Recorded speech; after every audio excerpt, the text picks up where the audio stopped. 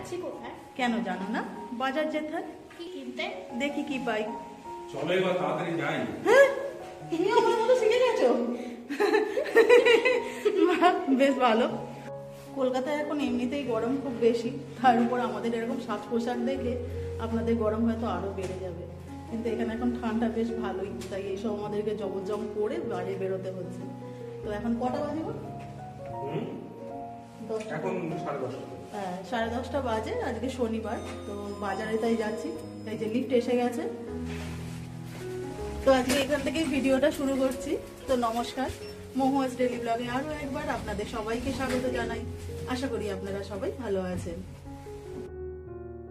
অন্য দিনের মতন আজকেও সকাল সকাল ঘুম থেকে উঠে রান্না বান্নার কাজটা সেরে নিয়েছিলাম। তার কারণ হলো আজকে বাজার করার ছিল। এখন যে শপিং মলটাতে দেখছেন, তো এখান থেকে বাজার দোকানও করে নিয়েছিলাম, মানে গ্রসারি জিনিসপত্রও কেনা হয়ে গেছিল, আর তার সাথে সাথে মাছটাও কিনে নিয়েছিলাম।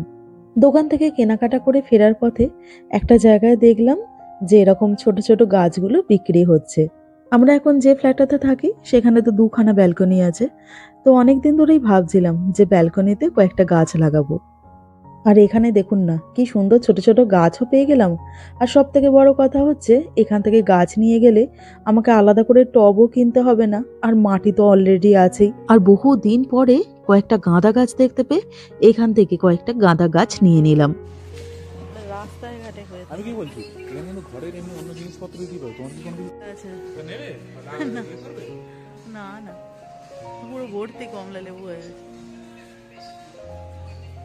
সব গাছই আমাদের বাড়িতে। আচ্ছা, এই দেখুন দোকানের ভেতরে কত রকমের ক্যাকটাস দেখতে পেলাম। আর সব থেকে বড় কথা কি জানেন, এখানে আপনারা যত রকমের ক্যাকটাস দেখতে পাচ্ছেন, এই সমস্ত রকমের অ্যাটলিস্ট 90% ক্যাকটাস গাছ আমার শ্বশুরবাড়িতে কিন্তু আছে। ছোটবেলা থেকেই আমার ভাসুর মানে সুদীপ্তর দাদার গাছের ভীষণ শখ, তাই আমাদের শ্বশুরবাড়িতে দোতলার উপরে একটা গ্রিন হাউস করা আছে, যেখানে শুধুমাত্র ক্যাকটাস বা এই ধরনের গাছপালাগুলো লাগানো আছে। আজ বোধহয় 15 বছরের উপর হয়ে গেল সুদীপ্তর দাদা বাইরে আমেরিকায় থাকেন।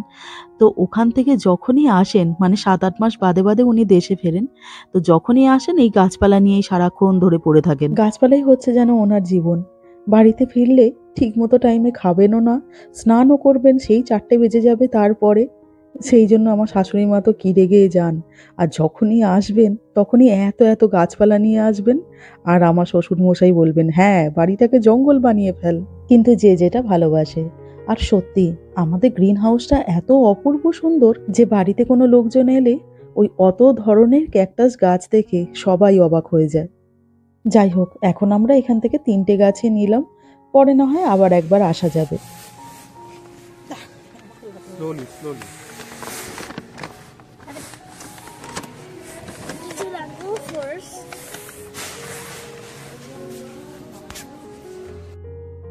বাজার দোকান সেরে গাছপালা কিনে বাড়ি ফেরার পথে একটা বাচ্চাদের দোকান দেখে টুগ্গু সেখানে ঢুকে পড়েছে। আর ওর খেলনার জিনিস মানে তো শুধুমাত্র গাড়ি, গাড়ি ছাড়া ও তো আর কোনো কিছুই চোখে দেখতে পায় না, কিন্তু কোন গাড়িটা নেবে তাও এখন চুজ করে উঠতে পারছে না। ভাবুন একবার, এইটুকুনি পুচকে সে নাকি নিজে চয়েস করে জিনিস কিনবে। ওই কারটার পছন্দ হচ্ছে না। ওইটাই বলতে হবে। এটা নেবে? না না বলছে ওটাও নয়। এটাও নুনু। তাহলে কোনটা? Yes yes.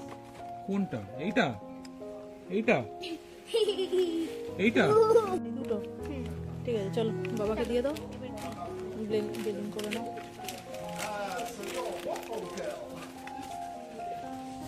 এদের ফাইনালি এটা পছন্দ হলো, ঠিক আছে। সকাল 10:30টার সময় বাইরে বেরিয়েছিলাম, আর এখন 1:45টার মতন বাজে আমরা বাড়ি ফিরে পড়েছি। এই যে বাজার ভর্তি, ওই বাজারের ট্রলিটাকেও সামনে রেখে দিয়েছি, পরে এটাকে আনপ্যাক করব। তার আগে আজকে যে ফুল গাছগুলো কিনেছিলাম, তো সেগুলোকে তার সঠিক জায়গাতে রাখার ব্যবস্থাটা করি, কারণ এই ফুলগুলো যে ফুটে আছে আমার ছেলের যদি একবার চোখে পড়ে ব্যাস এক্ষুনি সব নষ্ট করে দেবে। আচ্ছা, কোথায় রাখবো গাছগুলো তাহলে? মানে কোন ব্যালকনিতে? এই দিকের ঘরের ব্যালকনিতে না এই কিচেনের ব্যালকনিতে? তবে আমার মনে হয় কি বলতো, ঘরের ব্যালকনিটার থেকে তুমি কিচেনেটা রাখো, কারণ কিচেনটা তো সবসময় খোলা থাকে, আর ঘরের ব্যালকনিটা তোমার দেখো ওখানে সবসময় কার্টেন দেওয়া থাকে, ওটা বন্ধ থাকে, ঠিক আছে? আমার মনে হয় এখানে বেশি খোলা, বেশ একটা বেশ আলো বাতাস পাওয়া যায়। তুমি রান্না এমন করে তখন তুমি দেখতে পারবে, গাছে জলটা দিতে হবে।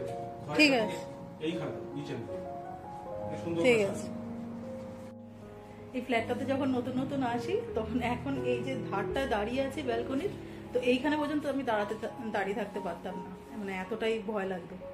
কিন্তু দীর্ঘদিন ধরে থাকতে থাকতে মোটামুটি তো বেশ কয়েক মাস হয়ে গেল এখানে আছি, তো থাকতে থাকতে এখন মোটামুটি ভয়টা অনেকটাই কেটে গেছে। এখন একটু আধটু ব্যালকনিতেও বেরোতে পারি, তবে হ্যাঁ এখন ব্যালকনি থেকে কেউ যদি আমাকে বলে নিচের দিকে তাকিয়ে দেখতে, সেটা আমি দেখতে পারবো না, কিন্তু ওই ব্যালকনিতে যেতেটা পারছি। তো সেই জন্য গাছপালাগুলো নিয়ে এলাম, এই ব্যালকনিতে কয়েকটা রাখবো সেই জন্য।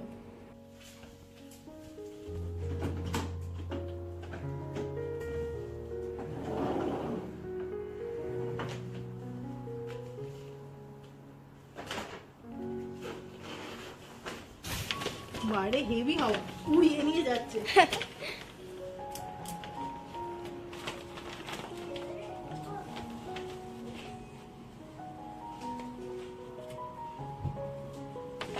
জল দিয়ে দেবো নাকি গো? হ্যাঁ দিয়ে দাও।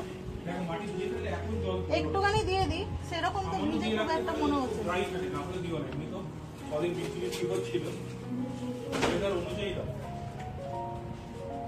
গাছগুলোতে সামান্য একটুখানি জল দিয়েই দিলাম, কারণ খুব যে বেশি মাটিটা ভিজে আছে সেরকমটা মনে হলো না। আর তার উপরে এখন চড়া রোদটাও নেই। এই ফ্ল্যাটটাতে যখন প্রথমে এসেছিলাম ভীষণ ভয় পেতাম, তার কারণ 16 তলার উপরে থাকতে হবে আমাকে, আর আমার উপর থেকে নিচের দিকে তাকাতে ভীষণ ভয় লাগে। কিন্তু কন্টিনিউ এখানে থাকতে থাকতে ভয়টা আমার কেটে গেছে, যে কারণে ভয়কে জয় করে একটা মনের স্বাদ আজকে পূরণ করতে পারলাম। এদিকে প্রায় 1:30 বেজে গেল, তো এখন খাবার দাবারটা আস্তে আস্তে রেডি করে নিচ্ছি। তো সকালবেলা তো রান্না বান্না করে রেখেই গিয়েছিলাম, কারণ জানতাম যে বাইরে বেরোলে টাইম অনেকটা লেগেই যাবে, আর বাইরে থেকে এসে আর রান্না বান্না করতে খুব একটা ভালো লাগে না। তো যাই হোক, আজকে যৎসামান্য রান্না বান্নাই করেছিলাম। পাঁপড় আর আলু দিয়ে একটুখানি ঝাল চচ্চড়ি টাইপের বানিয়ে নিয়েছিলাম, তারপরে একটুখানি ডালের বড়া করে ওটা ডালনা টাইপের করেছিলাম, আর সঙ্গে ছিল একটুখানি টমেটোর চাটনি। ব্যাস, এই হলো আজকে আমাদের দুপুরবেলার মেনু। সুদীপ্ত যেহেতু ইংল্যান্ডের ফুড রিটেলের আইটি ডিপার্টমেন্টে কাজ করে, তো যে কারণে ওর অফিস থেকে মাঝে মাঝেই নানান রকমের খাবার দাবারের জিনিস ফ্রিতে দেয়। টেবিলের মধ্যে রাখা এই সমস্ত জিনিসগুলোই গতকাল ওদেরকে অফিস থেকে ফ্রিতে দিয়েছিল। তো এটা হচ্ছে একটা পিনাট বাটার পাফ, আর ভেতরটা হচ্ছে চকলেটের ফিলিং করা। তো যে কারণে এটা আমার ছেলে মেয়ের ভীষণ পছন্দ হয়েছিল, তো ওরা প্যাকেট থেকে অলরেডি খেতে শুরু করে দিয়েছিল। এরপরে এটা হচ্ছে একটা প্লেন পিনাট বাটার পাফ, এটা একটুখানি সল্টি সল্টি টাইপের খেতে। এরপরে এটা হচ্ছে চিকেন নুডল স্যুপ, আর স্যুপ খেতে আমার ছেলে মেয়ে ভীষণ পছন্দ করে। আর এরপরে এটা একটা হচ্ছে পাস্তার প্যাকেট। আমাদের যে পরিচিত পাস্তাগুলো, তো এটা কিন্তু সেরকম দেখতে নয়, একেবারে অন্যরকম দেখতে, ওই ভেতরটা একটুখানি গম বা চাল টাইপের দেখতে। এই পাস্তাটা আমি এই প্রথমবার দেখছি, তো যে কারণে এর টেস্ট কীরকম হবে আমার সে সম্বন্ধে কোনো আইডিয়া নেই।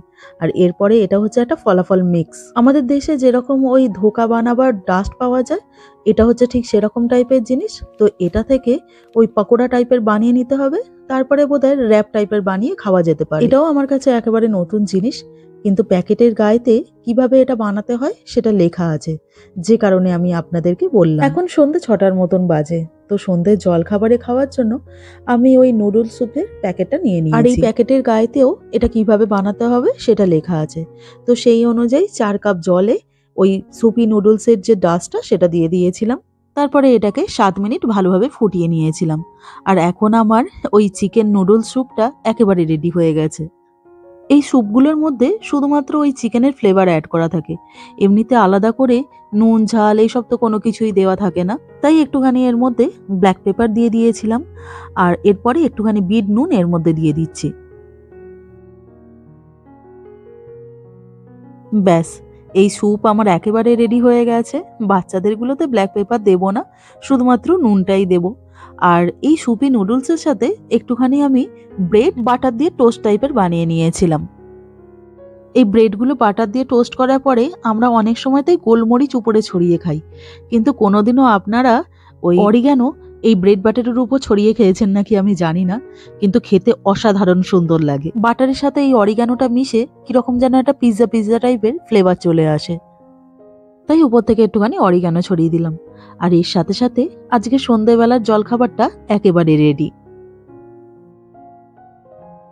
এখন সন্ধ্যে 7টার মতন বাজে, যদিও সন্ধ্যের লেশ মাত্র নেই, তার কারণ এখানে অন্ধকার হতে হতে অন্তত 8:30টার মতন বাজবে।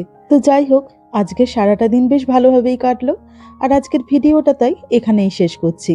তো আমার আজকের এই ভিডিওটা আপনাদের কেমন লাগলো অবশ্যই কমেন্ট করে জানাবেন, আর পারলে চ্যানেলটাকে সাবস্ক্রাইব করে দেবেন। তো সবাই ভালো থাকবেন, সবাই সুস্থ থাকবেন, দেখা হচ্ছে পরের ব্লগে। নমস্কার।